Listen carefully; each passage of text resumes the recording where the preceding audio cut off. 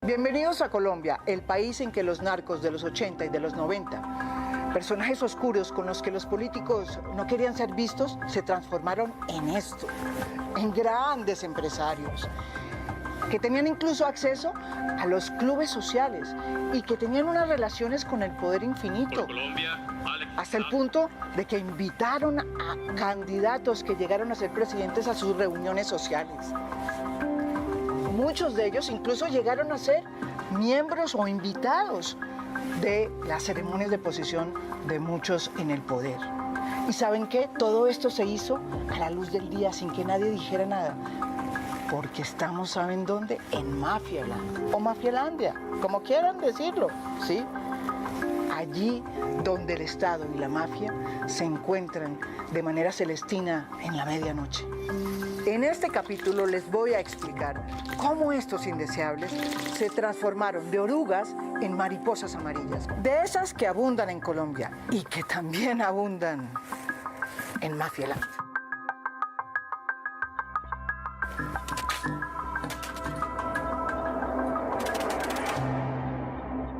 Juan Carlos Buitrago, general retirado de la policía, investigó esta nueva mafia y, como muchos, terminó perseguido por ella. Yo creo que desde la época marimbera ya había conexiones entre líderes regionales, tanto de la política como empresarios, como grandes contrabandistas, que fueron creciendo y armando su emporio criminal y que finalmente después llevaron inclusive a familias enteras a que la segunda generación, a que sus hijos dominaran diferentes actividades ilícitas de ese negocio familiar que había nacido con actividades del contrabando y también en la época marimbera. ¿Cómo cuáles familias? Bueno, hay varias familias, no quiero mencionar nombres, pero todavía son familias que algunas de ellas están vigentes, especialmente en la costa atlántica. Que usted encuentra empresarios del fútbol, empresarios de grandes cadenas de supermercado, encuentra igualmente algunas entidades financieras que hoy están en manos de una segunda o tercera generación de aquellos líderes regionales que en su momento eran las cabezas, eran digamos los gamonales, tanto de la marimba como del contrabando. Esas orugas de las que hablamos se vienen transformando en mariposas amarillas desde los años 70 y 80, cuando eran conocidos como carteles de la droga, y que ahora funcionan como poderosos mercados ilícitos de todo tipo. Su principal función es facilitar movimientos financieros al bajo mundo ilegal, convirtiéndose en una extensa red bancaria. Por esa red fantasma se mueven en Colombia la mayoría de los dineros producto del contrabando, del narcotráfico y de la evasión de impuestos. Y quienes operan esa red financiera se les conoce como los banqueros del crimen organizado. Y son la nueva élite de la mafia del siglo XXI. No son ostentosos, como sí lo eran los jefes de los carteles de la droga de los 80s, pero sus fortunas pueden llegar a ser mayores que las que llegó a tener el propio Pablo Escobar. El surgimiento de los grandes carteles del narcotráfico y el haber utilizado el terrorismo y la violencia de haber llevado la situación del país a un estado de degradación muy serio, llevó a un rechazo total de la sociedad y a que se develara y a que se generara todo un sentimiento nacional en contra de esas cabecillas, de esas organizaciones del narcotráfico. Por eso, a partir de la desarticulación de las grandes estructuras y de todo ese sentimiento de rechazo contra el terrorismo de Pablo Escobar y el cartel de Cali, el cartel de la costa, el cartel de Bogotá, etc., los narcotraficantes, de manera inteligente, cambian de perfil. Se vuelven invisibles, imperceptibles para las autoridades y para la misma sociedad, dejan de utilizar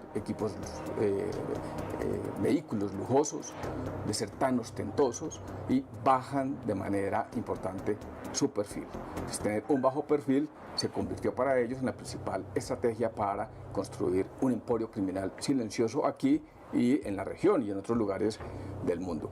Ya hoy en día, esos invisibles e imperceptibles del del narcotráfico los vemos como grandes inversionistas, que era lo que en alguna oportunidad el cartel de Medellín y el cartel de Cali realizaban con el término que acuñaron de el apunte. El apunte era la invitación que se le hacían inclusive a empresarios muy serios y a políticos de la sociedad para que se apuntaran a grandes inversiones del narcotráfico. Y esto ocurrió y por eso muchos de ellos lograron ser imperceptibles y quedaron en completa impunidad, es decir, nunca fueron investigados. Su poder es imperceptible, pero sus tentáculos dentro del Estado tienen un radio de acción y de dominio mucho más grande que el que llegó a tener el cartel de Medellín. En apariencia no recurren a la violencia, pero son protegidos por los violentos. Han descubierto que lo importante del negocio del narcotráfico no es la droga, sino el dinero que mueve. Su ideología es la plata y poco les importa de dónde viene. Igual les mueven el dinero a las guerrillas, a las bandas, a los narcos, que a los evasores de impuestos, lo que les permite no solo operar en todo el territorio nacional, sino ser respetados y temidos tanto por todos esos grupos que se mueven en la ilegalidad como por los exclusivos sectores de la sociedad que han hecho de la evasión de impuestos una práctica común.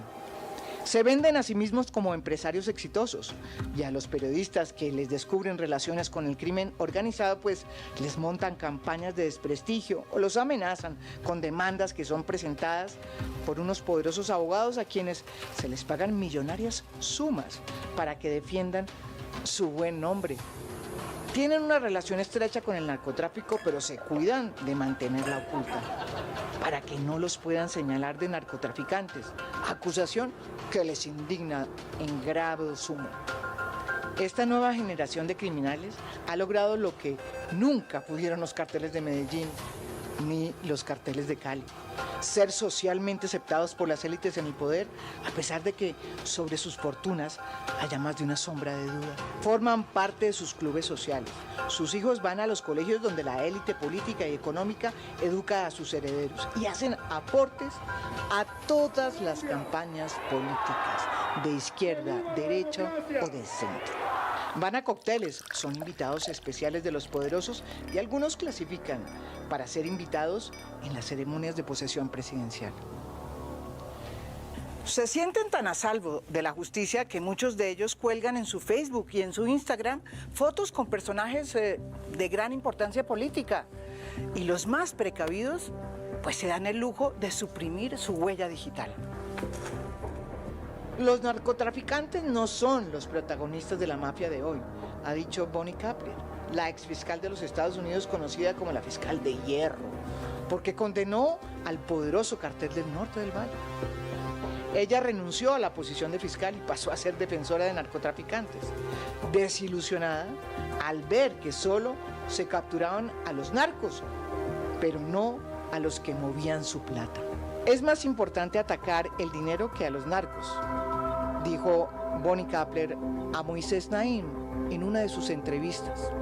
En 30 años hemos pasado de la violencia de un Pablo Escobar a una generación fantasma, que si bien puede ser menos violenta, pues tiene mucho más poder económico y político. ¿Y saben por qué?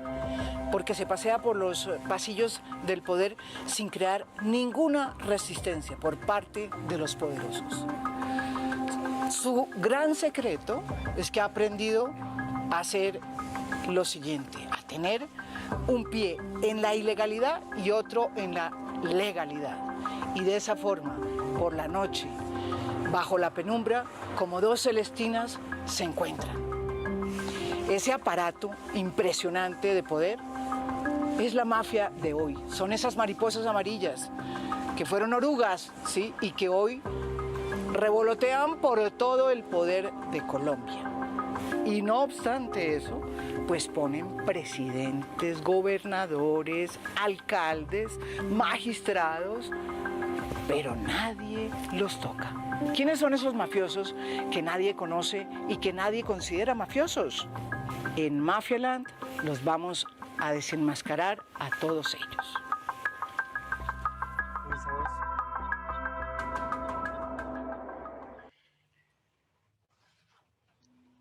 Ay, me quedé, bueno, me quedé sin batería también yo.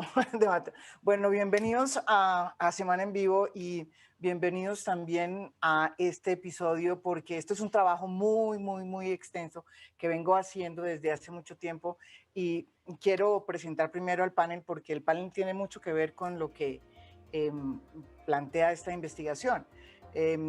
Quiero primero presentar a Juan Ricardo Ortega. Ha sido una persona que su trabajo me inspiró mucho a hacer esta investigación. Su trabajo, sobre todo cuando fue director de la DIAN y tuvo que enfrentarse también a esta nueva mafia, porque el tema de hoy en Semana en Vivo es, bueno, ¿cuáles son los nuevos Pablos?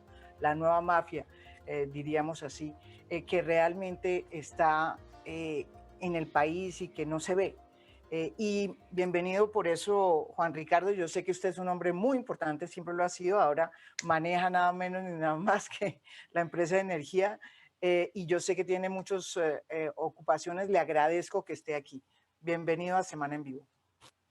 Oh, un gusto, María Jimena. La verdad, la presentación que hicieron es muy acertada. Yo creo que muy útil para el país ser consciente de esta dificilísima realidad en el cual Luis Jorge Garay, todo crédito y mérito, fue yo que las primeras personas que nos dijo a todos, acá hay una economía gris, hay unos jugadores absolutamente claves que tratamos como legales, pero de verdad son el vínculo de la peor ilegalidad con la forma en que opera Colombia. Y se están comiendo las instituciones por debajo. Y cuando uno fue director de la DIAN quedaba clarísimo cómo esas estructuras de esos señores que parecen legales han colocado personas en sitios estratégicos y se están comiendo el Estado colombiano a mordiscos. Y el costo para la democracia yo creo que es enorme porque empiezan a tener una influencia en la política y empiezan a destruir instituciones claves. Entonces la justicia se nos vuelve precaria, la impunidad se vuelve algo de todos los días y los negocios de la gente de bien empiezan a enfrentar una competencia desleal que termina obligándolos a vender o fracasando. Y en esta época de pandemia, si a mí algo me desvela, son todas esas personas que están teniendo problemas de flujo de caja, que van a ser víctimas de estos que tienen baterías de billetes enterrados por ahí, que van a poder arrasar en cualquier sector que sea de su interés estratégico. Entonces yo creo que estamos en un momento de enorme vulnerabilidad y si no se entiende que la plata es el problema y que los grandes operadores de la plata son en realidad los grandes ganadores del crimen organizado y que no es un tema de cocaína solamente, sino es un tema de trata de blancas, de tráfico de armas, de contrabando de cigarrillos, de contrabando de licores, contrabando de confecciones y textiles, de medicamentos y exportaciones ficticias de oro, chatarra, café, banano, aceite de palma. Luego, el impacto en la economía colombiana de 50 años de narcotráfico es algo mucho más profundo que lo que queremos reconocer y la problemática que eso implica para los legales es un reto que en estos momentos de crisis puede ser mayor que nunca. Una de las preguntas que uno se hace es por qué esta nueva mafia tiene tanta aceptación social y política. Es que ni siquiera produce reacción. Las pocas historias que hay, pues terminan más bien los investigados y los periodistas señalados. O sea, es difícil hacer una investigación a fondo. Usted mismo fue pues usted vio lo que le pasaba a usted cuando se enfrentó con ellos. Porque la plata tiene una capacidad de seducir. La cantidad de personas que caen ante un contrato bueno, ante la posibilidad de tener un socio, un comprador que ofrece cifras millonarias, son pocas las personas que tienen como el juicio y el cuidado de decir, ¿tiene sentido toda esta plata? ¿De quién viene? ¿Es plata bien habida? Esas son preguntas a las que desafortunadamente desde hace muchos años la mayoría de los colombianos nos anestesiamos.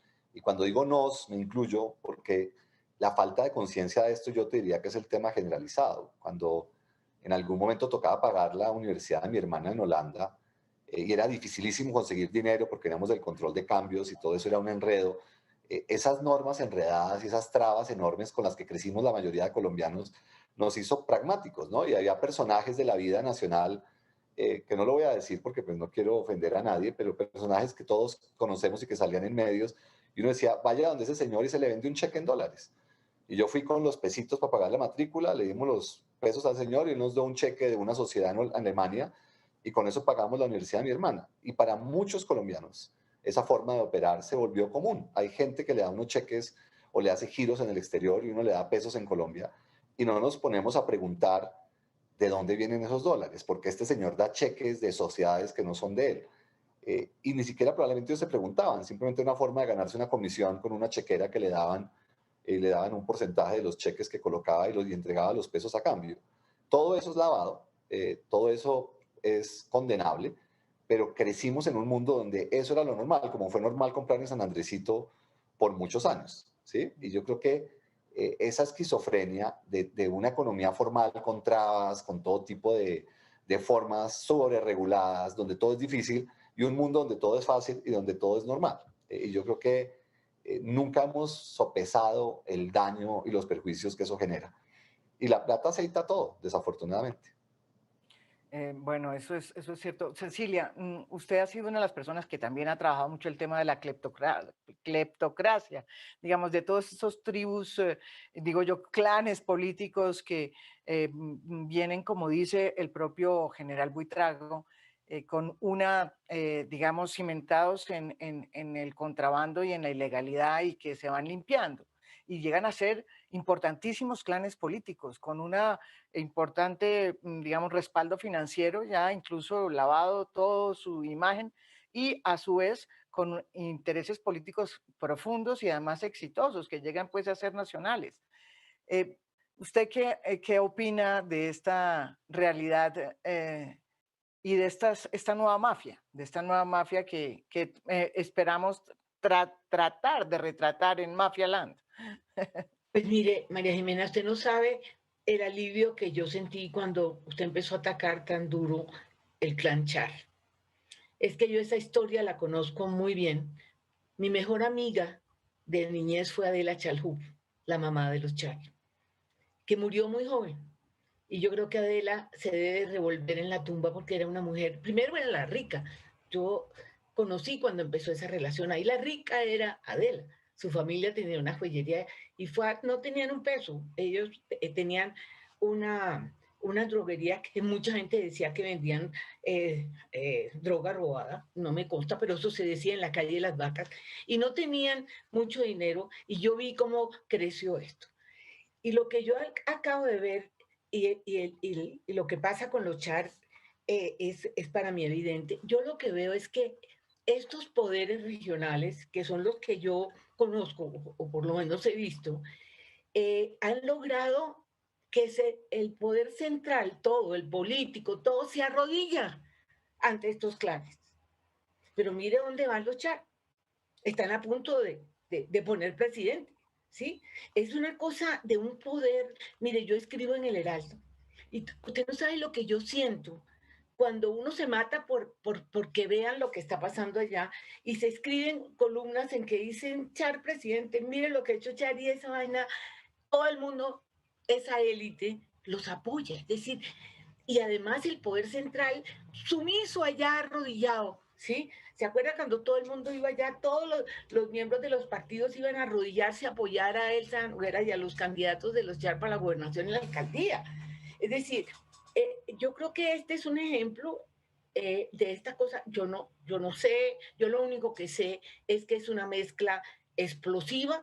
Yo no me atrevo a decir hasta dónde llegan, pero esto de tener el grupo económico más importante de la costa, el equipo de fútbol que más se conmueve a esta región, más un poder político al que todo el mundo se arrodilla, donde no hay ninguna capacidad crítica. Juan Ricardo, ahí sí que uno ve, y te lo digo porque yo escribo de pura terquedad en el Heraldo, y a veces me sorprende, saqué una columna después de la tuya que se llamaba Los Intocables. Mi hija me apostó que no me lo iban a publicar. Bueno, tengo que reconocer que me lo publicaron, pero lo que uno siente es una impotencia. Y yo me imagino que este es un ejemplo de los otros que hay, pero uno lo está viendo. Mira lo de la ñeñe política, mira los clanes que están en la costa. El libro que salió sobre los clanes de nuestro amigo, Dios mío, ¿cómo? Yo Ariel. continué la investigación, sí. Es la No, investigación de Daniela y de Ariel. No, mira, a mí eso me dejó, dije, por fin alguien tiene el valor y por eso me parece muy importante esto que tú estás haciendo. Yo creo, Juan Ricardo, que es cierto. No. Es decir, cómo sacudimos a esta sociedad de esta manera de hacer las cosas. Pero yo te digo que miren las regiones. Es que yo lo que veo es una sumisión de los entes. Yo se lo dije al procurador en una reunión que tuvimos, le dije, yo los veo a ustedes arrodillados a la Contraloría, a la Procuraduría, van allá a arrodillársele a estos poderes regionales que son corruptos. Entonces, ante eso, uno dice por dónde empezamos. Y viendo viendo tu capítulo, yo decía por dónde empezamos.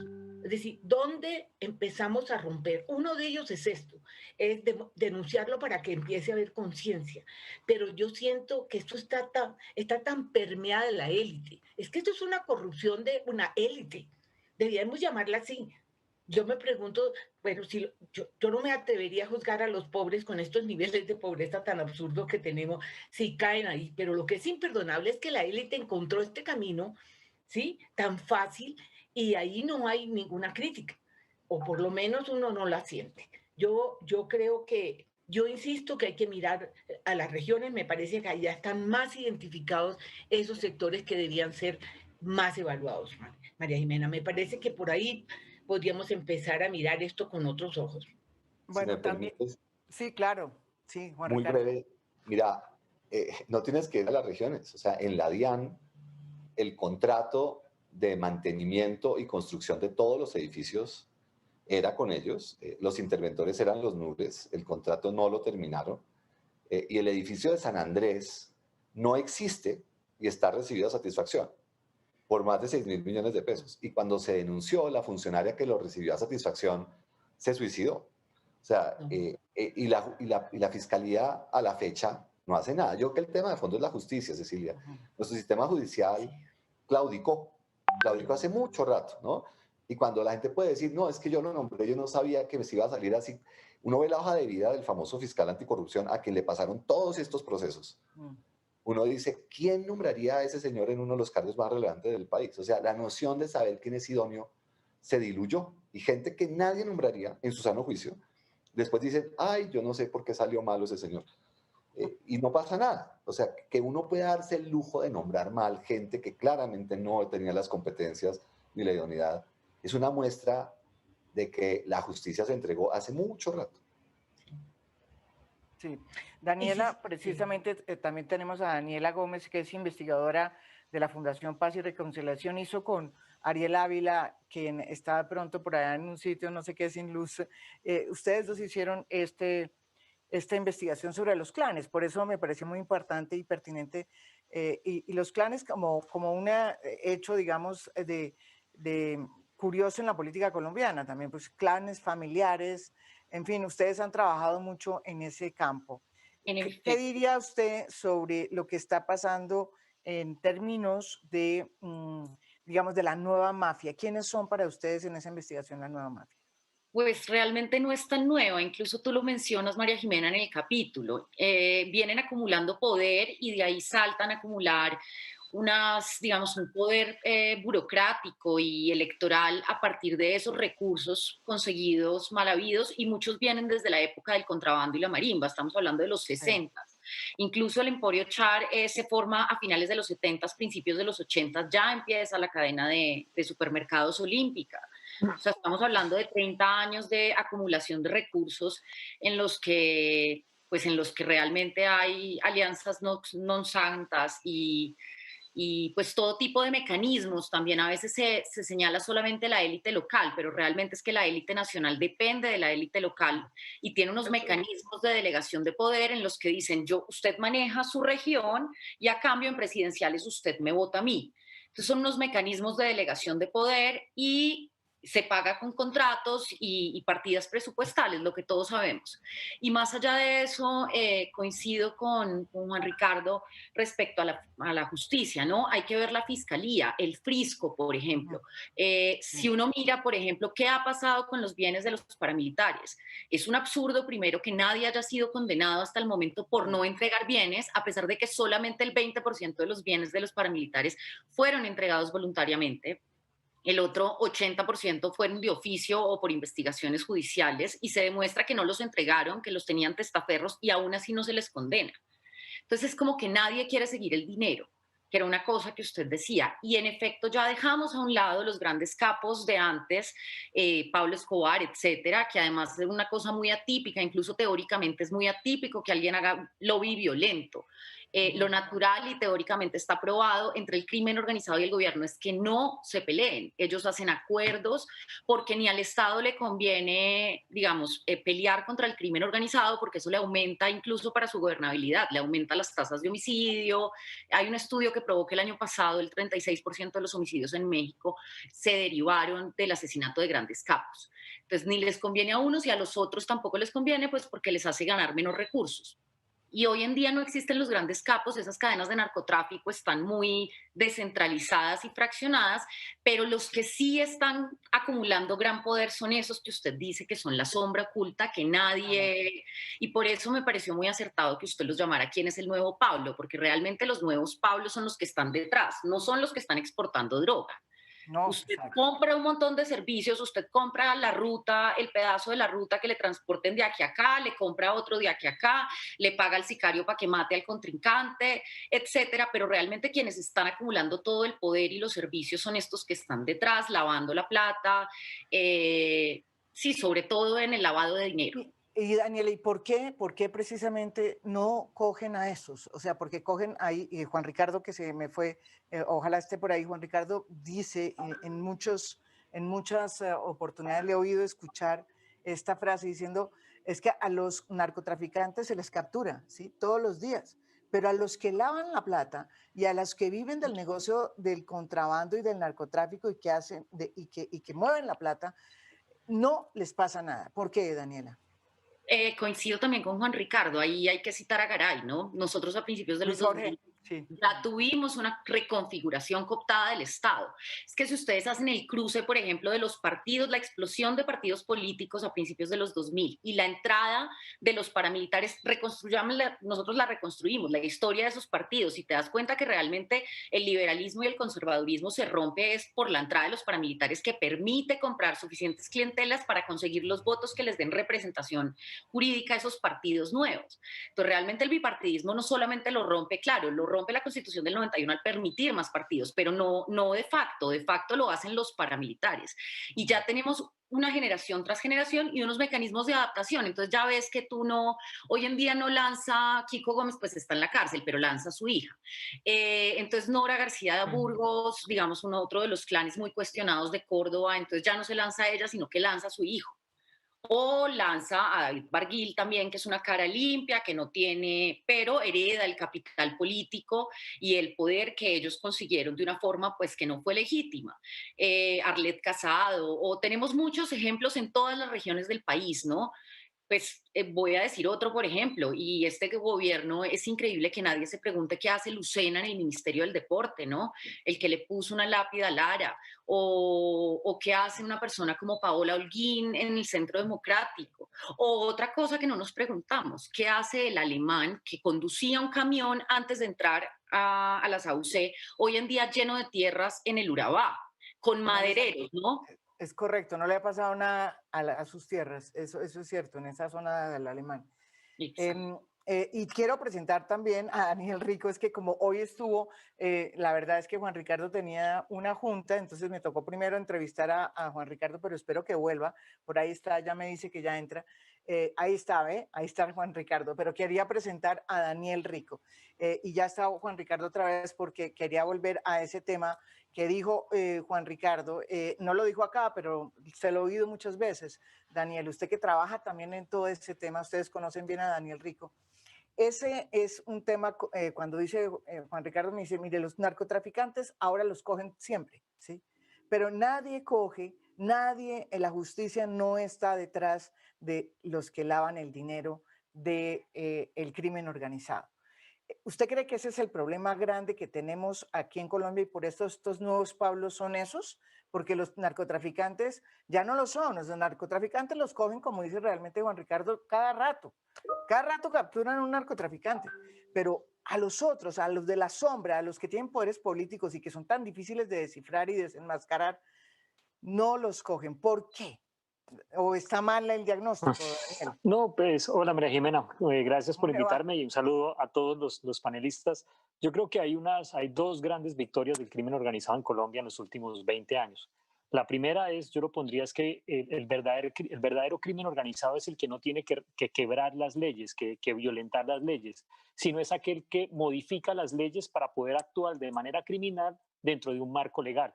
Y eso es lo que ha pasado con los delitos de lavado de activos, de contrabando, de financiación ilegal de campañas, y es que realmente operan sin violar las leyes que ellos han ayudado a construir y han logrado diseñar a su favor. Esto está en cifras, pues, este argumento no es nuevo y está documentado y estudiado. En Colombia, por ejemplo, hoy un país que está altamente afectado por el contrabando en todos los sectores, más o menos en 3 años en Colombia se van a vender más cigarrillos de contrabando que cigarrillos legales, en textiles, en semillas, en agroquímicos, en productos alimenticios, en lo que usted encuentre. Abre a cualquier empresario y su principal problema va a ser el contrabando.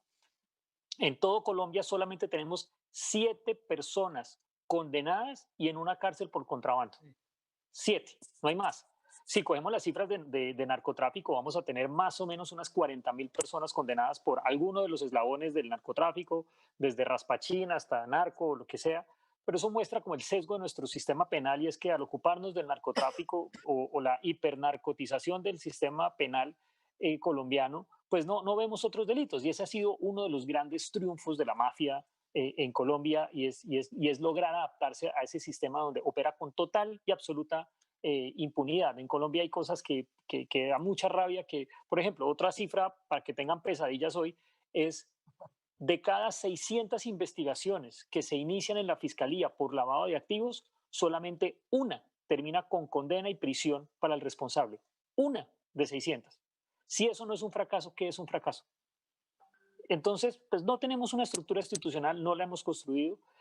Tenemos avances, por ejemplo, en materia de adulteración y falsificación. Hay algunas cosas que uno dice, mire, cuando el Estado opera y se organiza puede dar resultados. En materia de narcotráfico también damos, pero estos han sido como unos delitos de cuello blanco que iniciaron con el narcotráfico y ya migraron.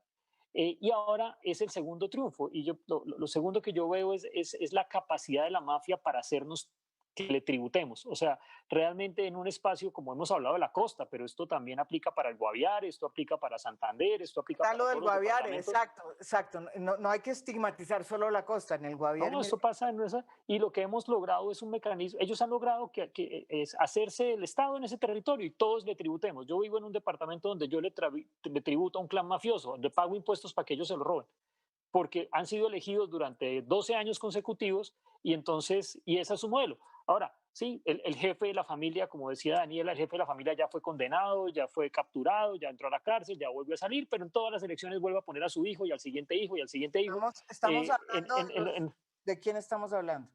De Aguilar tercero, ya estamos en Aguilar 3. Entonces, y así están, y van a seguir. Su capital político es sólido, tienen un poder económico, se han construido y realmente le ganan las elecciones. Y ganan las elecciones con margen, con tranquilidad, pueden poner senadores, pueden poner eso. Entonces, eso es lo que, pues, lo que yo veo hoy es, lograron dos cosas, y es una cosa, delinquir con un marco jurídico que los ampara, y lo segundo, que todos les tributemos a eso. Y yo sí aplaudo mucho tu iniciativa y esto de Mafialandia. Yo había hecho muchas veces antes que a Colombia le hace falta un museo de la mafia, un museo de la corrupción, y tuviéramos el pabellón de lo que ha pasado en Barranquilla con los Char, y tuviéramos el pabellón para explicar de dónde viene la historia y el capital y los recursos de los Géneco, y podíamos hacer lo mismo para el señor Nevio en Guaviare, y pudiéramos hacer lo mismo para en el Chocó, en donde vayamos, o sea, cualquier región donde uno pueda, y es mostrar cómo se ha construido esos capitales y esos emporios en el territorio. Y tal vez el mensaje es, o la reflexión que uno puede hacer es de este proceso es, ¿cuál es la responsabilidad central de la presidencia? Y es que esto no lo podemos manejar y entender. Yo tengo una historia que he querido comentar, es cómo es el intercambio de mermelada entre estos clanes. O sea, esto que aparece como figuras locales de Cesar, de Córdoba, igual, esto en Bogotá, en las reuniones con el Ministerio de Hacienda, con Crédito Público, cuando se tienen que repartir los votos en el Congreso para aprobar un proyecto de ley, ahí todos estos clanes se articulan, se aceitan y hacen unos intercambios de mermelada, lo que yo he llamado la recompra o la reventa de mermelada, y cómo se pasan las cuotas de yo le pongo el director del SENA suyo en este departamento y usted ayúdame para que me transfieran las regalías de este otro proyecto, y cómo eso ha fortalecido los clanes de la costa. Entonces, pues eso es una historia un poquito más larga y no quiero quitar espacio a los demás panelistas, pero el concepto es esto a nivel nacional, estos clanes llegan y arrodillan a un presidente y lo ponen a seguir su agenda de gasto y de tributación y le dicen cómo se tiene que gastar la plata y la mermelada en cada una de las regiones y ahí lo arrodillan. Yo quería, María Jimena, hablar de algo que tiene mucho que ver con lo de Juan Ricardo, pero es mi gran duda. La reacción de la sociedad, o sea, eso que se llama control social. Miren, es que es una sinvergüenzura. Y yo hablo de Barranquilla porque es mi tierra. Yo no puedo creer, por ejemplo, lo que ha pasado con los nules. No, es que la sociedad primero se le arrodilló a los nules, pero en el fondo se le estaba arrodillando a los char. No hay la más mínima crítica. O sea, es una cosa, yo les juro que no lo puedo creer. De llegar a uno a una reunión porque lo invitan, porque va a dictar una conferencia y entran como reyes, nadie les hace sentir nada a la familia, que todo el mundo sabe lo que pasó. A mí me parece que, obvio, eso tiene que ver con lo que tú decías, Juan Ricardo, ya lo aceptamos, ya que nos corre por la sangre, pero eso no sería, no sé cómo reaccionamos ante eso. Es que eso me parece a mí que es lo mínimo que puede pasar, que le duela a la gente que la rechace, pero no la rechazan. Al contrario, entre más bandidos son, más acogida tienen. Yo no sé, Juan Ricardo, ¿tú qué opinas de eso? Cecilia, y yo difiero con Daniel un poquito. Daniel tiene razón que hay leyes que ellos sacan para su beneficio. Yo creo que el beneficio de auditoría último es clarísimo, ¿no? Y es chistoso que sale en un cuadrito, dice, aumenta el recaudo de beneficio de auditoría cuando el beneficio de auditoría solo sirve para hacer fraude y para tumbar el recaudo. Y es clarísimo quién metió ese mico en la última reforma. Entonces, claramente legislan para ellos facilitarse su propia evasión de impuestos de manera, entre comillas, legal, porque después no se puede auditar ni investigar. Pero yo creo que es más grave porque la gente de bien, mucha, ha tenido relaciones con ellos y tienen unas complicidades donde muy pocas personas salen bien libradas. Entonces, es clarísimo, digamos, en los flujos de caja de evasión de restaurantes y de comercios, esa plata en pesos, ¿no? Del restaurante que antes de la pandemia, ¿no? Tenía excesos de efectivo y no quería pagar impuestos, se los llevaba a estos señores y ellos le ponían plata en Miami o en Alemania o en Perú o en Argentina o en Chile y la gente de bien está en videos, muchos, haciendo esas transacciones. Entonces yo que en Colombia la biblioteca de esas relaciones de gente honesta con la gente que vamos a llamar no tan honesta hace que todos quedemos, o muchos queden, en una misma sábana donde nadie puede tirar la primera piedra. Y eso viene de una cultura que todo el mundo legitimó, de un muy mal uso del lenguaje, donde la gente por muchos años dijo, en Colombia todo se lo roban, el Estado no sirve para nada. Y la gente no quiere ver que ese Estado que tanto critican ha sido capaz de tener un sistema de salud que con todas sus deficiencias es muchísimo mejor que todos los otros en la región, que ha logrado hacer una infraestructura del sector eléctrico increíble después de que a ti te tocó y a ti te tocó sanearlo cuando estuviste en planeación, que estaba destrozado, corrompido, y esa misma Colombia con colombianos como tú fueron capaces de parar una cosa totalmente corrupta y tenemos un sector súper competente, súper competitivo, exitosísimo en todo el mundo. Colombia ha hecho muchas cosas bien hechas, muchas, y en el sector público. Obviamente hay problemas porque nada se arregla al tiempo, pero con esa retórica de la corrupción, la gente se excusó a sí misma a volverse tramposa y viva. Y con el juego de no pagar impuestos, mucha gente se ha relacionado con estas estructuras porque esas estructuras lo que hacen es que lavan mucha la plata de la evasión de impuestos y hace que quede cobijado con la plata del lavado, la plata de la evasión, la plata del contrabando, todos en la misma cama. Y eso hace difícil porque caería tanta gente si decidimos castigarlo que no es factible. Por eso yo creo que es fundamental el entender que esto solo nos va a hundir a todos, porque estamos nivelándonos por el peor estándar. Pero toca hacer alguna transición y un perdón y una tabula rasa donde la gente, listo, fueron 50 años difíciles, pasaron muchas cosas muy complicadas, porque no nos enfocamos en construir un futuro, pero no más así. No más, porque si seguimos así vamos a acabar muy mal. Sin embargo, Yo, María Jimena, sí creo que a pesar de todo, digamos, en la justicia transicional siempre se trabaja eso, y es que no puede haber cambio si no hay purga del Estado. La principal medida de no repetición siempre es la purga del Estado. Entonces uno puede perdonar, yo estoy de acuerdo, creo que se requiere además un enfoque jurídico mucho más digamos, integral, porque si usted mira Odebrecht está dividido en 20 líneas de investigación, una por cada delito, y realmente tú no ves lo que está pasando. bueno, pero eso sí lo hicieron fue para que no se buscara ni encontrara nada. Eso Sí, sí pero fue. igual no hay elementos jurídicos, porque es que como estamos acostumbrados a que el delito, bueno, digamos, no tenemos esta cosa, los crímenes en justicia transicional sí te trabajan como el todo, pero por Como lo integral. general están particionados, y yo sí creo que hay que purgar el Estado. Bueno, pero uno de los temas que yo creo que, digamos, lo planteó Juan Ricardo también y de alguna manera también Daniel, es que en esta crisis de pandemia, en esta situación tan difícil social y económica que vive el país, que se ha agudizado, repito, pues a las circunstancias del COVID, la gran pregunta, y se lo quiero hacer a ustedes, es ¿qué va a pasar en esos pueblos pequeños? ¿Sí? ¿Qué va a pasar en zonas como el Guaviare? ¿Qué va a pasar en zonas como, no sé, Soledad Atlántico, en, en La Paz, Cesar, ¿sí? Donde van a ver afectados por la crisis económica y estas poderosas mafias que tienen poderes políticos y poderes económicos tan fuertes, ¿vamos a quedar en manos de ellos, como decía Juan Ricardo, o qué es lo que va a pasar? Porque ese es el temor que hay después de esta pandemia, de una crisis tan grande como la que estamos viviendo. Eso puede pasar, o sea, que este poder de esta mafia que estamos hablando, que ustedes están trabajando y que efectivamente ha habido avances en unas cosas, pero que existe, ¿sí? ¿Puede ser peor de lo que estamos hablando después de la pandemia? No sé. Pues yo creo que sí, María Jimena. No sé a quién le toca el turno, pero la erosión del Estado continúa. Mucho Juan Ricardo habla de la crisis económica de las empresas.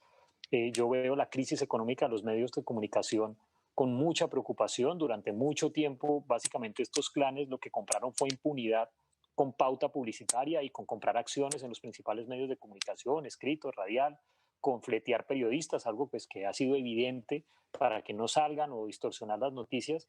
Y entonces en un escenario de crisis económica, pues los poderes criminales que tienen la liquidez y la capacidad de mantener el control se fortalecen.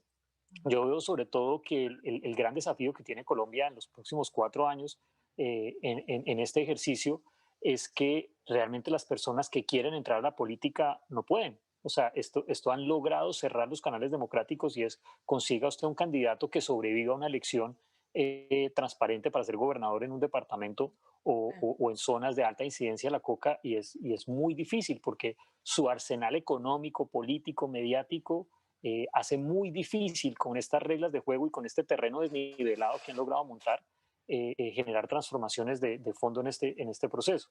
Entonces, yo soy bastante pesimista en eso y sobre todo en la perspectiva de que sigamos con una economía criminal del narcotráfico en auge. Tú mencionabas al principio del documental y este espacio que estás creando, comparabas con la época de Pablo Escobar. Yo creo que no son comparables. La época de Pablo Escobar, más o menos en Colombia se exportaban 400 o 500 toneladas de cocaína. Ahora, en las cifras más realistas, estamos hablando de 2.000 toneladas de cocaína. Estamos hablando de 5 veces más la producción de cocaína, que llega más lejos, más rápido. Entonces, este negocio realmente tiene unos volúmenes y unas dimensiones muy distintas a las de los años 80 o los años 90. Pero una de las cosas que más me impresiona, y eso no es una pregunta, es que se los hago a todos, es que es a través del contrabando. O sea, los grandes señores, como dice también hemos hablado aquí, lo dice Juan Ricardo, o sea, los grandes señores de hoy, los grandes mafiosos, son personas que se han nutrido, digamos, primero del contrabando limpiado sus fortunas, ¿sí? Un contrabando que incluyó y que debió haber incluido de todo, incluido la droga, pero realmente es el contrabando. Primero, a mí me impresiona, si uno coge la historia de Alex Saab, mire, Alex Saab, que era contrabandista de telas, ¿sí? Comenzó contrabandeando telas, ¿sí? Ese es un proceso que él tiene en Colombia por contrabandear telas, ¿sí? Eso es así, si uno ve al Ñeñe, bueno, contrabandeaba muchas cosas, Ganado. pues Los ganado, Génico, los ganado. Génico, Bueno, los Los Génicos Génico, por ejemplo. contrabandean gasolina. los Matos, la Los familia Roy, Matos, el papá del actual gobernador de La Guajira. Bueno, los exacto. Matos. Ajá. Entonces, a eso voy yo. Esos poderes que tienen esos, digamos, que ya están no tan relacionados con el narcotráfico directamente, o sea, ¿cómo se les puede, digamos, someter para que la justicia funcione y no terminen siendo los dueños aún más de lo que son después de esta pandemia? Eso es lo que María creo. Jimena, yo Mm. creo que cometimos un error intelectual donde nos quedamos con la imagen mental mediática que montaron los americanos de los carteles. Nosotros todos crecimos en el entorno de estas supuestas cabezas y nos generamos una idea de que esto era como un organigrama o un organismo y un organismo se descabeza y el organismo se diluye. Y nunca nos preocupamos por ver lo que ustedes acaban de decir. Esto no tiene nada que ver con el narcotráfico. Esto arrancó todo con el contrabando, arranca con el café, con las cuotas de café y con el contrabando desde La Guajira hacia Aruba y el contrabando de Aruba hacia acá y los holandeses en su cultura oportunista. Y eso se desarrolló en Tolú, en Turbo, en Buenaventura, en Tumaco y en La Guajira y en Cúcuta, con todo lo que era Venezuela. Entonces nosotros nunca en realidad es un tema de carteles, sino de una economía criminal en el cual los huecos que dejamos en la institucionalidad, particularmente a nivel local, permite que actores sin escrúpulos puedan hacer lo que se les dé la gana, en lo que se les dé la gana, cuando se les dé la gana, y si ese uno aparece otro, porque es el ecosistema el que permite que eso opere. Entonces yo creo que la pregunta es, no quién es el malo, sino qué hemos creado para que el Darwin colombiano le permita evolucionar y ser próspero a las personas menos bonitas de esta sociedad. Y yo creo que la cosa es de fondo porque no tenemos ningún marco institucional que sea un contrapeso contra esas economías criminales que hoy en día manejan tráfico de blancas, que manejan violencia a nivel local, extorsión, el gota a gota, por ejemplo. El gota a gota es un producto totalmente mafioso y es parte de mover esos flujos de caja, no necesariamente los grandes, sino los chiquitos o los primíparos, y van evolucionando en esa carrera criminal que los lleva de ahí, y hoy en día el destino puede ser final la presidencia. Entonces puedes arrancar de lo más bajo hasta, y ya tiene todo un Career Development Plan, ¿no? Que está mejor diseñado que muchas de las de los profesionales idóneos que quieren hacer cosas distintas. Yo creo que las economías criminales requieren entender que esto es descentralizado, que esto no lo gobierna un individuo, que esto opera de forma tácita porque están creadas todas las condiciones para que diferentes jugadores de la cadena operen y que hay unos jugadores vitales que se llaman en inglés los settlers, que son los que garantizan que la oferta criminal y la demanda criminal puedan cruzar transacciones de forma confiable. Si uno no tiene esos genios que manejan el dinero, que permiten ese cruce, el sistema se traba porque no tiene transacciones. ¿Qué es lo que hace un banco central o la banca en la economía legal? Existe una banca de la economía ilícita en Colombia y no se ha querido entender cómo operan y son transnacionales. Tienen empresas en México, en Honduras, en Guatemala, en Panamá, en Ecuador, en Chile, en Argentina, en Brasil, en Colombia, en Perú.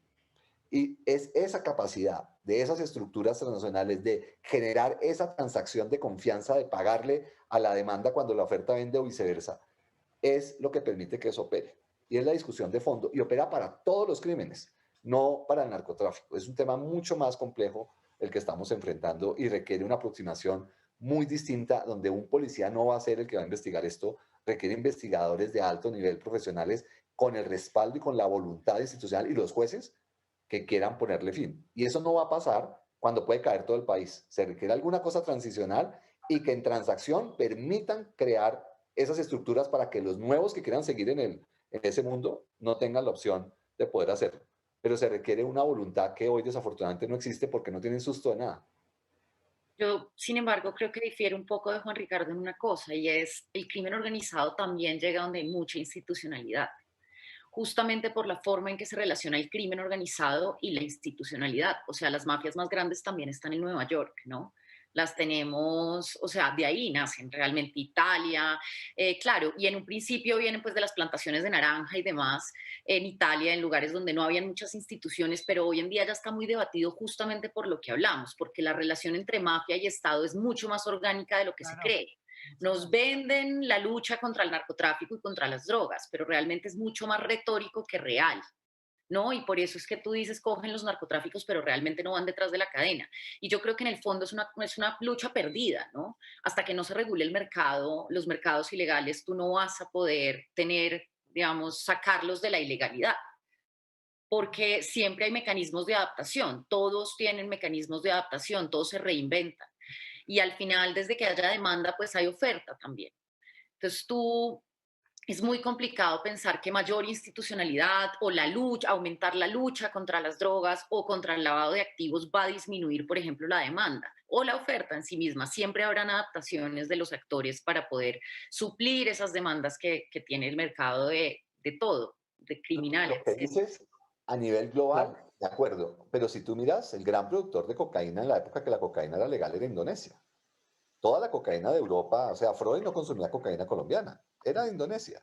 Y hoy en día no encuentras una mata de coca en Indonesia. Entonces, sí Pues que hay es que un tema. pusieron pena de muerte. En Ah, Indonesia pues, pusieron pena de muerte. Pero, existe, pero, lo estás diciendo, Daniel. Se pero ahí traslada tendría, al país. pero Había ahí hay un estado, punto. habría un rey que mandaba. Existen mecanismos que si hay la voluntad pueden parar esto. Claro, O pero sea, para lo que pasa es eso, que nunca ha habido la voluntad. Lo pero para trasladan a eso, otros estados, sí, pero pero para eso se necesita un Estado. Es decir, es que fíjense, volviendo, perdona, no te interrumpo.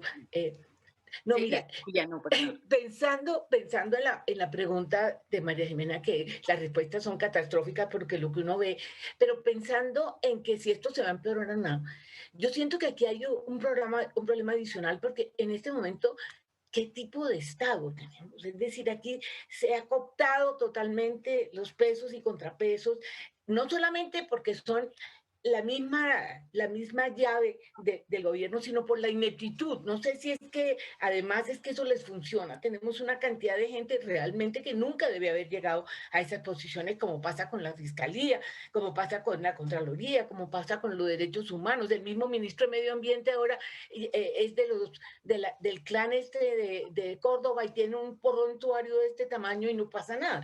Entonces, a todo esto agrégale un Estado que convive con eso y que lo agrava. Entonces, a mí me parece que la perspectiva de lo que puede pasar, donde con semejante crisis, es que en este país llegar a tener el 50% de gente debajo de la línea de pobreza, que si lo dice Fedesarrollo, yo le creo a Garay, ya vamos a llegar al 60%. Eso es un absurdo en este país. Imagínense la gente que tiene la plata, como decía Juan Ricardo, los que están ahí con la plata. Ahí está. Esto puede terminar en una verdadera tragedia encima de que no tenemos Estado. O sea, aquí el tema de la democracia es un tema que mucha gente se la pasa por la galleta, los economistas creen que es parte de los ceteris paribus. Por Dios, es decir, esta crisis de democracia nos va a Yo, agravar todas estas cosas perversas que tenemos. Entonces, yo creo que hay un, yo sí siento que estamos en un momento muy difícil, pero por lo menos la denuncia, ¿no es cierto? Por ahí empezamos, sí.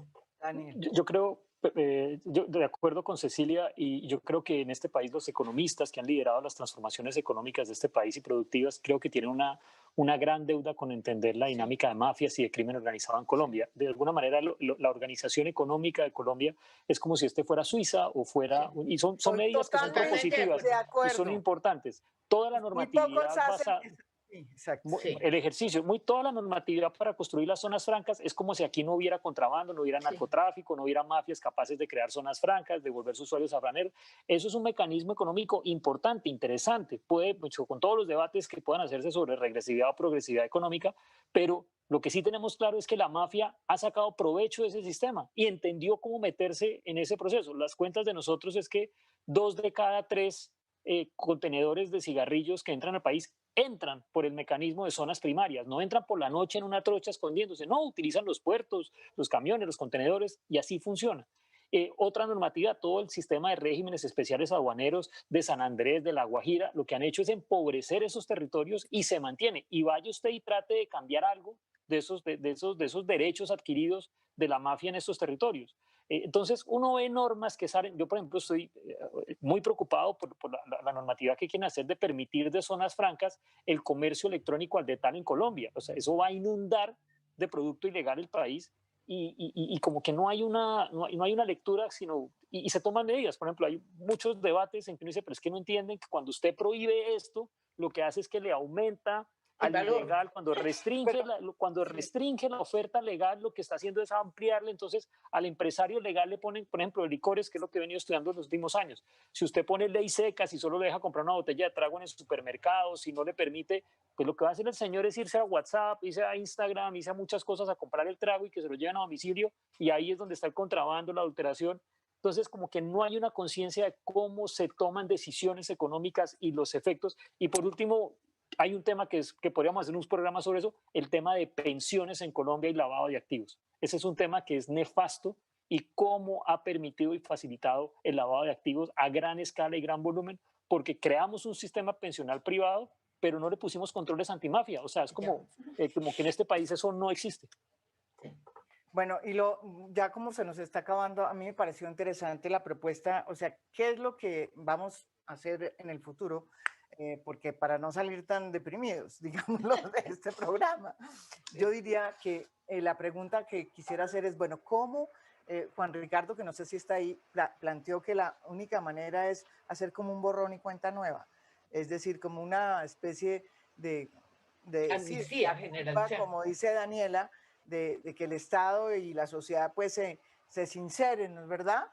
Y comenzar de cero, pero para eso se necesita voluntad política y acuerdos políticos.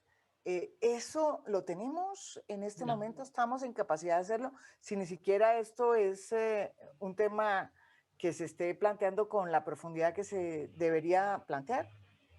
No, pero yo creo, María Jimena, que hay una esperanza además de esa que la veo diferente a Cecilia un poco. Son las últimas elecciones locales. Yo creo que sí tenemos una sociedad civil que se está intentando meter en esos espacios, en este autoritarismo competitivo que tenemos en Colombia. Siempre hay unos espacios dentro de la prensa, dentro de la rama judicial, dentro del gobierno, donde caben esas oposiciones. Y las últimas elecciones locales nos dejan una gran lección. Y es realmente la gente sí está mamada de esta gente. Y estas denuncias constantes de personas como tú o como Ariel o como tantos que han estado intentando denunciar herederos de parapolíticos, el mermelados, etcétera, sí está calando un poco. Y miren que las principales ciudades capitales, y no solo, o sea, Cúcuta, Villavicencio, En Cúcuta, impresionante lo que pasó en Cúcuta. impresionante. Entonces yo creo que lo que hay es que anticiparse a los mecanismos de adaptación de los clanes políticos, porque es que en la última estaban en decadencia y quisieron, se unieron. Clanes que eran enemigos tradicionales de hace 30 años se unieron en las últimas elecciones y por eso lograron, digamos, arañar un poco de los puestos de elección popular. Pero entonces yo creo que hay unas fuerzas alternativas que sí están moviendo un voto de opinión, una gente que está cansada.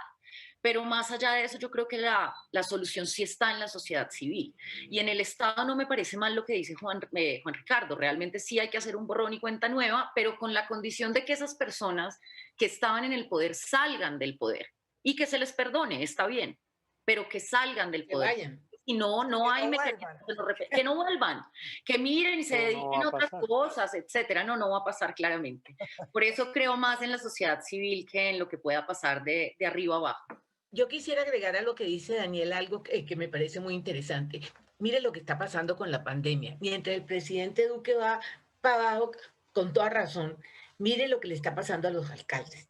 Es decir, aquí hay un cambio muy interesante en la política. A los alcaldes, empezando por la alcaldesa de Bogotá, pero a mayoría de los alcaldes les está yendo muy bien. Esto es un cambio en el poder político que me parece muy interesante. A ver si por fin esta descentralización nos da oxígeno. Hasta ahora la descentralización ha servido para profundizar toda esta corrupción, pero esta nueva posición puede que dé un oxígeno y de pronto ahí encontramos una alternativa con gente distinta. Ojalá eso pase. Sí, no hay que subestimar tampoco la capacidad, lo que digo, la capacidad de esos grandes clanes y las grandes élites de tumbar esas perspectivas. También, pues, eso es cierto. Daniel, unos 2 minutos más. No, yo creo que Un mi, minuto. mi mensaje como optimista es realmente los esfuerzos deben estar en el área de la financiación de campañas y cambiar las reglas de juego de elección, sobre todo en los espacios de cuerpos colegiados como el Senado y el Congreso.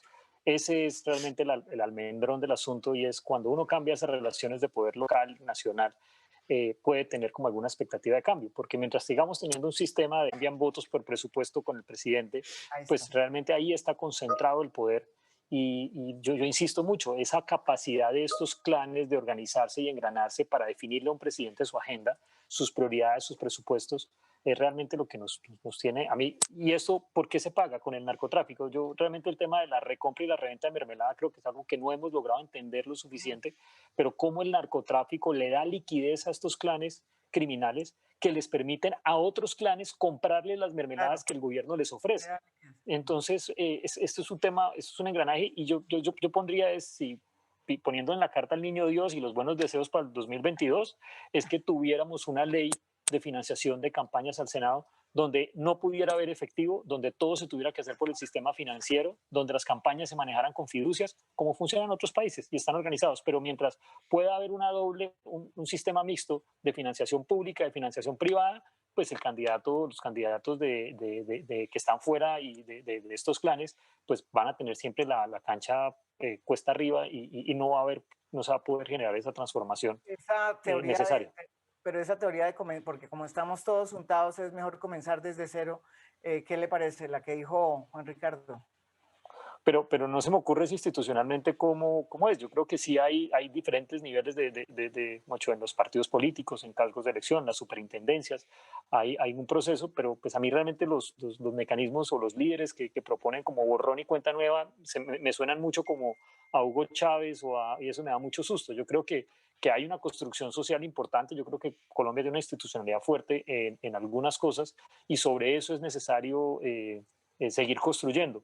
Y realmente es muy difícil en el Congreso en este momento generar procesos de transformación para tener un Congreso deliberativo y representación de las comunidades. Esto realmente aquí hay un solo partido de gobierno, que es el partido presidencial, y eso lo ha dicho el doctor Cepeda desde hace 30 años. Juan Ricardo, ya para finalizar, su reflexión final. Yo preguntaba por si hay o no, digamos, la posibilidad política de hacer como esta, o sea, es evidente que sí hay unas relaciones profundas entre la mafia y el poder, lo estamos viendo aquí. Entre otros es porque hay la cultura política que permite el contrabando, que permite, bueno, una cantidad de prácticas que son realmente mafiosas, ¿sí? Y que se permitieron, ¿sí? ¿Qué posibilidades hay? O sea, que usted ha dicho que esta justicia, digamos, que hay que comenzar como desde cero. ¿Cómo se haría esto? Y si eso se necesita, pues, para eso se necesita, ¿qué? ¿Qué se necesita para hacer eso? A ver, a mí me da pues vergüenza estando gente que sabe como Daniela de esos temas, ponerme yo a hablar. Esto no, pues yo no soy experto.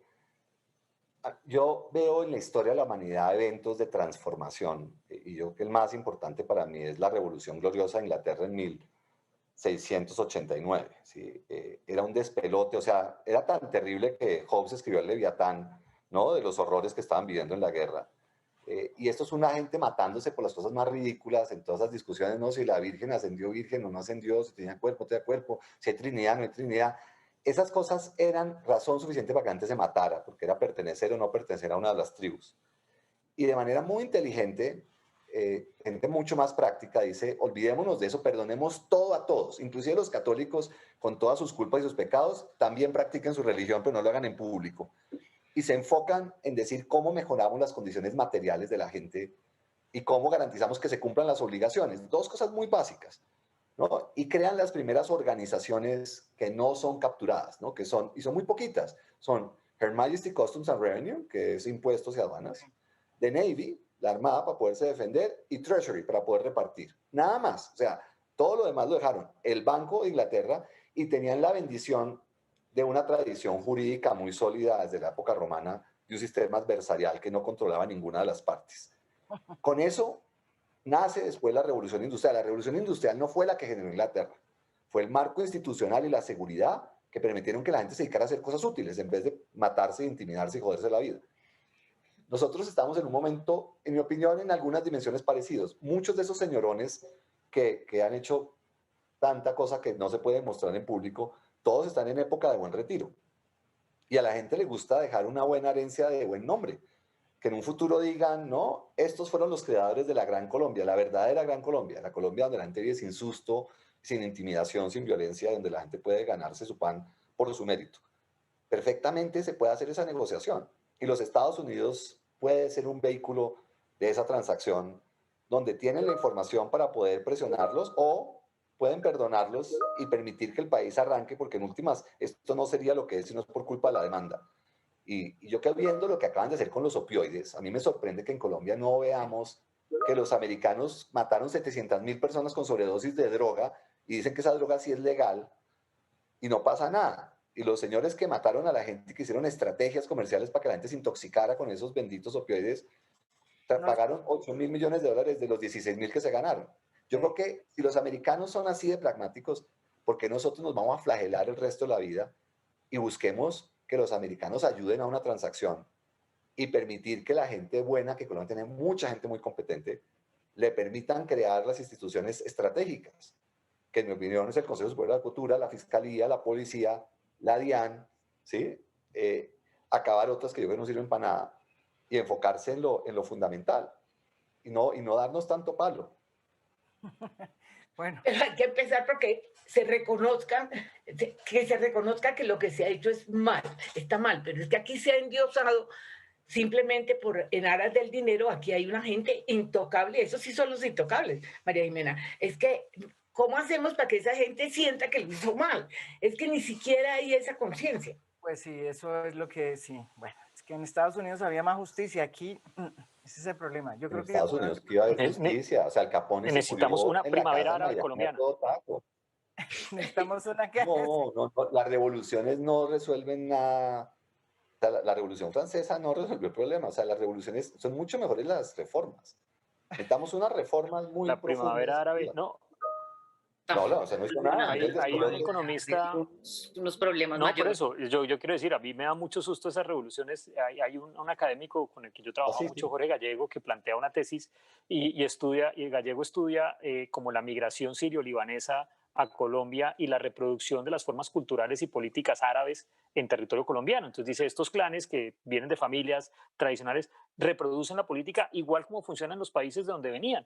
Y simplemente fueron acumulando y ganando poder y se constituyeron como clanes. ¿Y qué pasó en esos territorios? ¿Qué pasó en Siria, Libia, todas esas cosas? Pues vino la primavera árabe y todo quedó peor que antes, porque ahí sí ya se acabó el Leviatán, se acabó quien medio organizara, se acabó.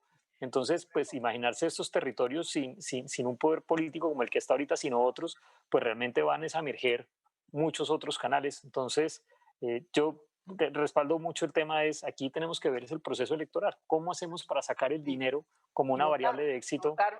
Votar a conciencia, ¿no es verdad? Votar, eso es, yo creo que la registraduría es un hueco. Sí, y ahorita va a quedar peor con el nuevo código electoral, les digo.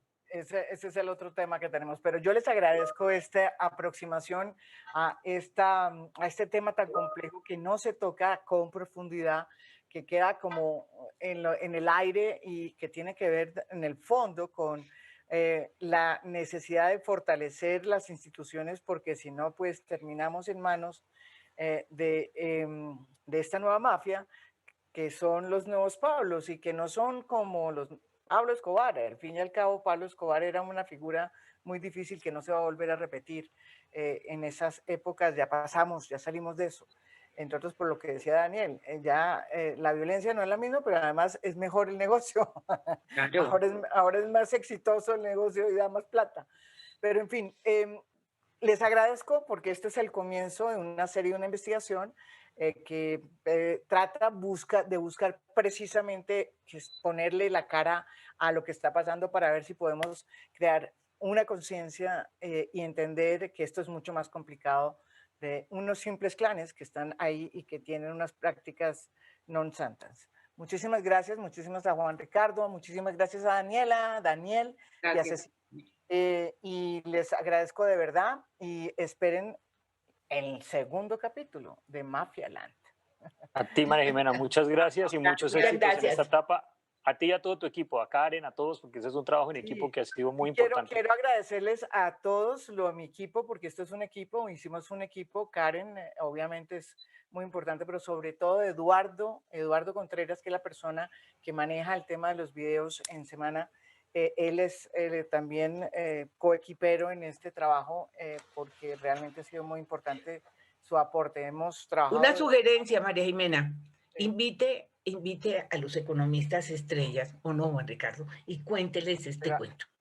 Pero hasta, Juan, ahí está, ahí invité yo. Bueno, sí, no, pero es que son pocos lo que dicen ustedes, están metidos. No, invitas, sí. ¿Y usted es economista también? Yo los invité No, a no, dos. no, pero es que invite a los ortodoxos. Invite a los ortodoxos. A Daniel es tres prestantes economistas, no sabía que. O sea, sí, sí. No, Sí, son economistas. Y a Luis Jorge me toca. Pero a los que están en el poder, a los que manejan los hilos del poder, no a los que los criticamos. A ver si se conmueve. Bueno, voy a hacer eso, se lo prometo. Muchísimas gracias y los espero el martes con otro tema de interés nacional.